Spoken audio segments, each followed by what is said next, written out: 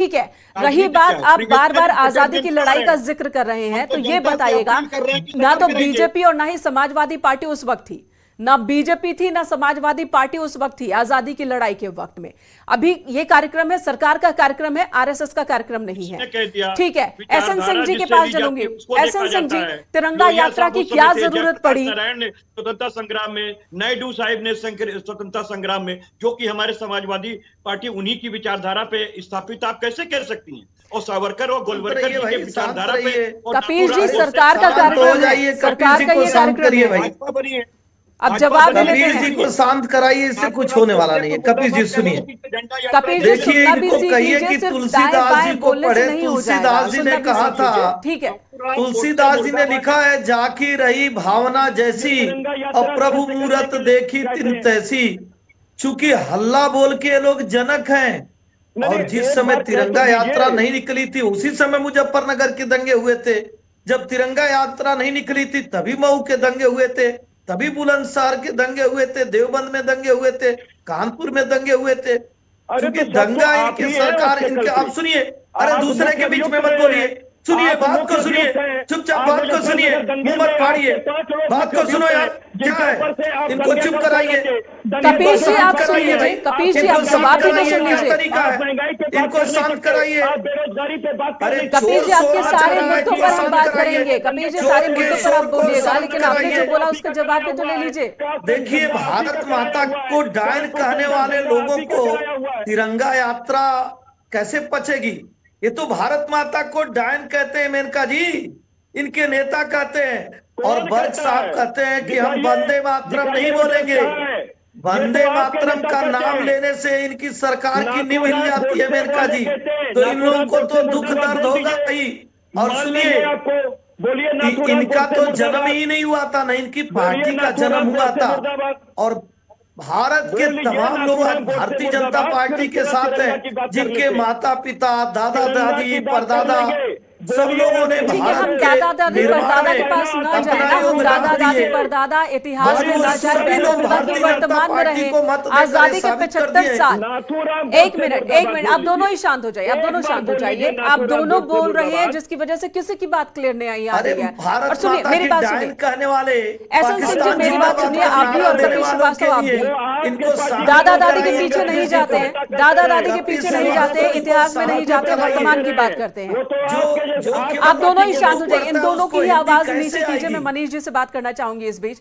मनीष जी, बेहतर नहीं होता जब बात तिरंगा यात्रा की हो रही है, भारत 75वां अपना स्वतंत्रता दिवस मना रहा है, आजादी में, आजाद माहौल में सांस लेते हुए हमें 75 साल हुए हैं, और ऐसे मौके पर तिरंगा को लेकर कोई राजनीति ना हो, एक मत हो। राजनीति करने के तो बहुत से मुद्दे हैं ना, कीजिए, सड़क पे उतरिए, एक दूसरे पर हमला कीजिए, तिरंगे पर क्यों दंगे को, शब्द को जोड़ना? देखिए, मैं बड़ा हैरान हूं, समाजवादी पार्टी जैसी मजबूत और कैडर वाली पार्टी अब इस आपकी आवाज नहीं आ रही उनके पास। मैं बड़ा हैरान हूं कि, हाँ अब आ रही है क्या? ठीक है, ठीक है, आ रही आवाज। हाँ, बोलिए क्या? हाँ, मैं ये कह रहा हूं, मैं बड़ा हैरान हूं कि एक मजबूत कैडर वाली समाजवादी पार्टी जैसी पार्टी के नेता अब इतनी छोटी बातों पर आ गए हैं। क्या उनके पास मुद्दे खत्म हो गए हैं क्या? देखिए, तिरंगा यात्रा कोई राष्ट्रीय पर्व नहीं है, आप समझ लीजिए। अभी जो तिरंगा यात्रा है वो बीजेपी का अपना कैंपेन है। समाजवादी पार्टी चाहे तो तिरंगा ना फहराए, कोई प्रॉब्लम नहीं है, लेकिन ये बीजेपी की चाल में फंस गए हैं। अगर ये नहीं फहराते तो देश विरोधी कहलाते हैं, फिर फहराते हैं तो बीजेपी की चाल सफल होती है, उनका एजेंडा सक्सेस होता है, पूरे देश में तिरंगा होता है। उनकी जो काम है वो राष्ट्रवादी तरीके से आगे बढ़ने का है, तो वो तिरंगा फैला रहे हैं, यानी हर घर तिरंगा। मेरे भी घर में तिरंगा लग गया, सबके घर में तिरंगा लग गया। अगर ये समाजवादी पार्टी तिरंगा ना अनुकूल करती है तो इनको प्रॉब्लम है। तो अब ये क्या कह रहे हैं?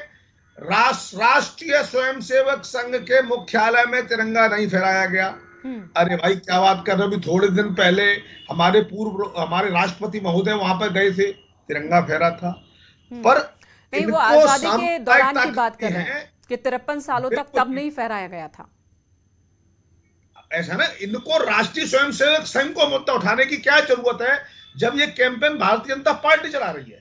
भारतीय जनता पार्टी तो शुरू से तिरंगे को मानती आई है। राष्ट्रीय स्वयंसेवक संघ राष्ट्रवाद की भावना रखता है और तिरंगे पे उनके क्या विचार है राष्ट्रीय स्वयंसेवक जाने। पर इस समय राष्ट्रीय स्वयंसेवक संघ को यहां जोड़ने से कहीं ना कहीं अखिलेश यादव मुसलमानों के अपने वोटरों को पुख्ता करना चाहते हैं कि उत्तर प्रदेश में मुसलमानों के वोट सिर्फ हमारे हैं, और बस हर मौके चाहे आरएसएस को गाली देना, भाजपा को गाली देना, हिंदुओं को गाली देना, चार पत्थरों को मंदिर बता देना, है ना, शिवलिंग को कुछ और बता देना, अखिलेश यादव राम भक्तों में गोली चलवा देना। तो समाजवादी पार्टी के इन कामों की वजह से ही समाजवादी पार्टी हाल पहुंच गई है। मनीष गुप्ता, ठीक है, कपिश जी से जवाब ले लेते हैं। कपिश जी, सवाल आपके पास लेकर आती हूं। पहला ये कि आप विरोध करते करते, राजनीतिक दल, विपक्षी दल विरोध करते करते इस लेवल पर आ गए कि आप तिरंगा का भी विरोध करने लगे। आखिर तिरंगा में फर्क कैसा? बीजेपी का तिरंगा हो, समाजवादी पार्टी का तिरंगा हो, कांग्रेस का तिरंगा हो या बीएसपी का तिरंगा हो, तिरंगा तो तिरंगा है ना, भारत की आन बान शान है, उस पर भी सियासत क्यों? तिरंगा यात्रा पर पहले तो मैं आतंकवादियों के साथ देने वालों से क्या जवाब लेती हैं? ये लोग तो आतंकवादियों का साथ देते हैं जब इनकी सरकार आती है।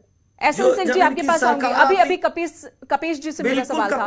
कपिश जी से सवाल था मेरा, तो इनके बीच में बोल के बताना पड़ेगा। ठीक है, सिंह साहब आपके पास आऊंगी मैं। सिंह साहब आपके पास आऊंगी मैं।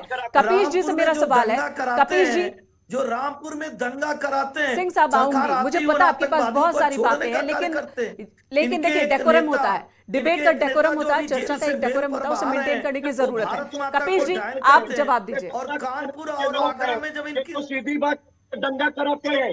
मुजफ्फरनगर दंगे में 5 अभियुक्त भारतीय जनता पार्टी के बड़े नेता हैं। इनको अगर तुष्टिकरण करने वाले, एक धर्म की बात करने वाले, राम भक्तों पर गोली चलाने वाले, नहीं, ऐसे डीरेल हो जाएगी बातचीत, डीरेल हो जाएगी। देखिए ऐसा लगता है कि मुद्दे की बात कोई नहीं करना चाहता यहाँ पर, ना तो बीजेपी ना तो समाजवादी पार्टी। मेरा सीधा सा सवाल है कपिश जी, मेरा सीधा सा सवाल है कि तिरंगा तो तिरंगा है, तिरंगा तो तिरंगा है, इस पर भी राजनीति कैसे हो सकती है, कैसे की जा सकती है? नहीं फहरेगा करने वाले व्यक्ति को आपने बैठा दिया है। देश में फहरेगा। तिरंगा हमारी शान है, तिरंगा हमारी स्वाभिमान है, हम इस पे मर मिटने के लिए तैयार हैं। ये तिरंगा अगर भारत में नहीं फैलेगा, ठीक है सिंह साहब, मैं आपके पास आऊंगी, कपिश जी का जवाब तो ले लूं।